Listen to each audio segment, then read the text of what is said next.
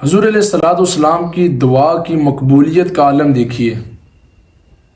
آپ نے جب بھی کسی کو دعا دی فوراً ہی اللہ کی بارگاہ میں وہ مقبول ہوگی. سیدنا ابو ہریرہ فرماتے ہیں، مسلم شریف میں حدیث پاک ہے، آپ فرماتے ہیں کہ میری والدہ مشرک تھی تو میں اسے اسلام کے بارے میں، رسول خدا کے بارے میں بتایا کرتا تھا کہ وہ اسلام قبول کر لیں، تو وہ آگے سے طرح طرح کی باتیں کہا کرتی تھی. کہتے ہیں کہ ایک دن تو انتہا ہو گئی، میں نے جب اسلام کی بات کی، بانی اسلام رسول خدا کی بات کی، تو انہوں نے نازیبا الفاظ استعمال کیے.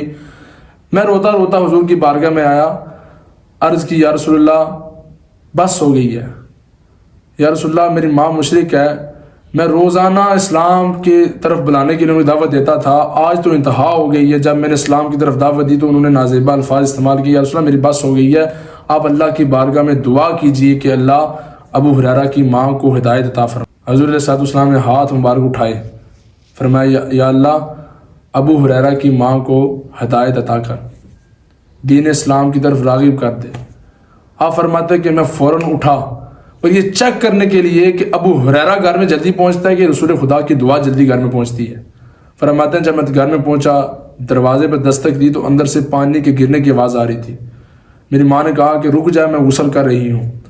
آپ نے جب دروازہ کھولا تو دروازہ کھولتے ساتھ ہی آپ نے یہ صدا بلند کی کہ اشہد لا الہ الا اللہ واشہد ان محمدا عبدہ ورسولہ.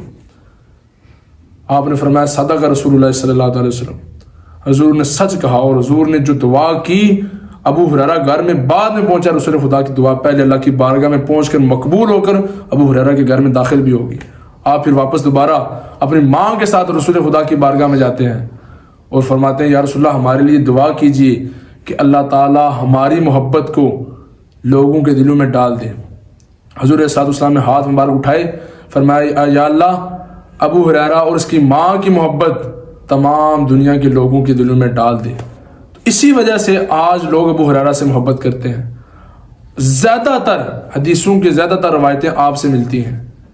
آپ کا نام ہر ایک کی زبان پر ہوتا ہے، آپ کا نام ہر ایک کی زبان پر ہوتا ہے، آپ سے روایتیں لی جاتی ہیں صرف وہی رسول خدا کی دعا کی برکت سے.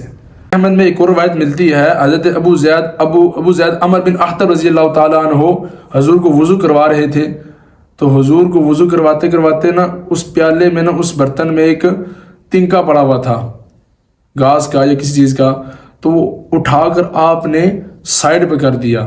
تو حضور علیہ السلام نے ان کی طرف دیکھ کر مسکرایا، فرمایا اے اللہ اللہم جملہ، اے اللہ اسے خوبصورت بنا دے. صحابی فرماتے ہیں کہ 90 سال کی عمر میں جب میں نے عمر بن احتب کو دیکھا نا تو آپ کا چہرہ تر و تازہ تھا، یعنی جھریاں نہیں پڑی ہوئی تھی، اور آپ کی داڑھی کا ایک بال بھی سفید نہیں تھا.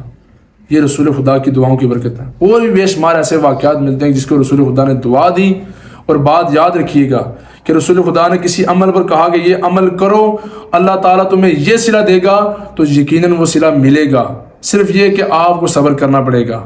آپ کے اعمال کی وجہ سے دعا اللہ کی بارگاہ میں اتنی جلدی نہیں پہنچتی یا مقبول نہیں ہوتی، کسی اور وجہ سے، کسی اور سبب کی وجہ سے. رسول خدا کی دعا میں، رسول خدا کے جو آپ کی بشارتیں ان میں کوئی کمی نہیں ہے، صرف ہمارے طرف سے کمزوری ہوگی، اللہ پھر عطا کر دیتا ہے. صرف آپ اللہ اور اس کے رسول کی محبت اپنے دلوں میں قائم رکھیں.